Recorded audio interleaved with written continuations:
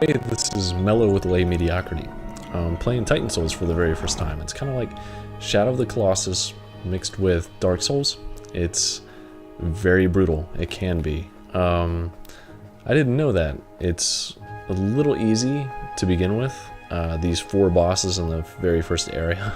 I thought it was going to be difficult, and I end up playing the first boss and beating him on sort of skill based, sort of accident, so we'll see what happens here. So it's kind of like Shadow of the Colossus because there are no other enemies except for bosses, and this boss is obviously a big gelatin jello dude with a heart inside of it, and every time you shoot your arrow it splits just like that. And what you want to do is split the one with the heart until the heart falls out and then shoot the heart. Now, if you could see it, it's kind of dropping this gelatin goo all over the place every time it bounces, and it slows you down. And if it slows you down, that's a bad thing because it can just jump on you. So you need to move quickly around the map as it's trying to jump on you, while simultaneously trying to cut that heart out of one of those blobs, and then hitting the heart with the arrow. There are only 2 buttons in the game. It's roll/run. If you hold the roll button, you run, and shooting the arrow. And the harder or longer you hold the arrow button, the harder and the stronger you'll shoot the arrow. You can either run over the arrow to get it back, or you can hold the arrow button to have it fly back to you, which is what I do most of the time. Not the best strategy. Anyway, you saw me just do that, right? Totally skill-based. First one. Had nothing to do with me actually watching a bunch of previews and seeing that boss fight over and over again. So I knew what to expect on that one. The second boss was a little different.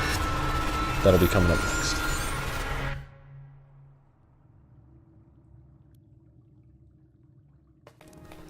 So here we've got the second boss, and you'll see me run into this door now.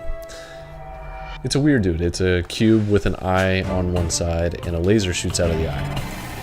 He rolls around the map pretty fast, but only sticks to those square-based tiles.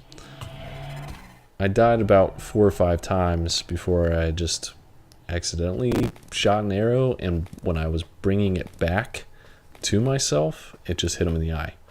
It was amazing. But you can watch me fail a few times here because that's what I do best. Fail over and over again.